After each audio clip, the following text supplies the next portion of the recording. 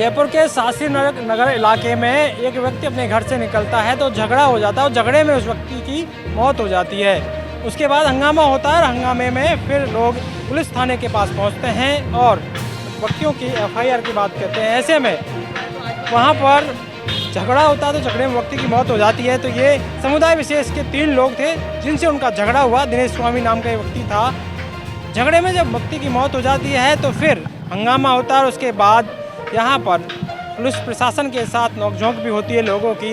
दोनों विधायक गोपाल शर्मा और बाल मुकुंदाचार्य यहाँ पहुँचते हैं, लोगों से बात करते हैं, पुलिस से बात करते हैं और फिर सरकार घोषणा करती है कि एक डेयरी बूथ और संविदा पर नौकरी दे दी जाएगी और मुआवजे की भी बात की जा रही है।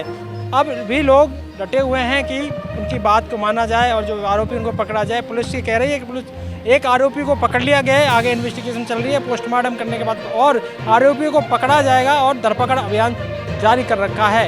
अब देखना यह है कि आगे और कितना वक्त लगता है आरोपी को पकड़ने में। कराया कि एक मुलजिम हम गिरफ्तार कर चुके हैं, 2 अन्य लोग हमारे पास में चिन्हित हैं, संदिग्ध हैं, उनके पीछे हमारी टीमें लगी हुई है। बहुत संभावना है कि उन्हें हम बहुत जल्दी गिरफ्तार कर लेंगे। इसके अलावा एक नाम हमें और बताया गया है, एक ऐसे व्यक्ति का नाम जिसके बारे में ये कहा गया कि उसने उन्हें भागने में सहयोग किया।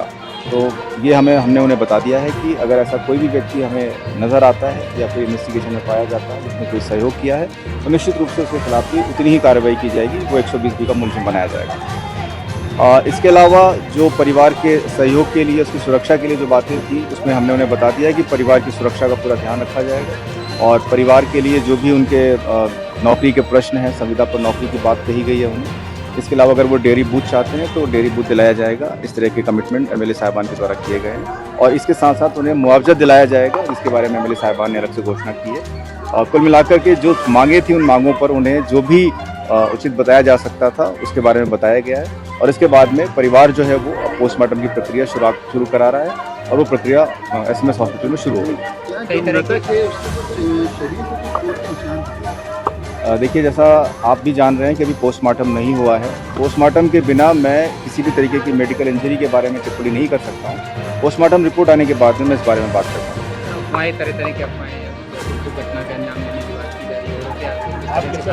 मैं इस बारे में बहुत ही स्पष्ट कर देता हूँ, जो अभी तक हमारे पास में इंफॉर्मेशन आई है वो बहुत ही स्पष्ट है। इस घटना का किसी भी अन्य या पूर्ववर्ती घटना से कोई लिंक नहीं है।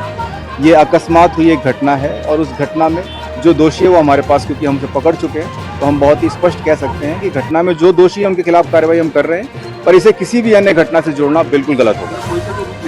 बिल्कुल, इसमें कोई भी अन्य रूप नहीं है।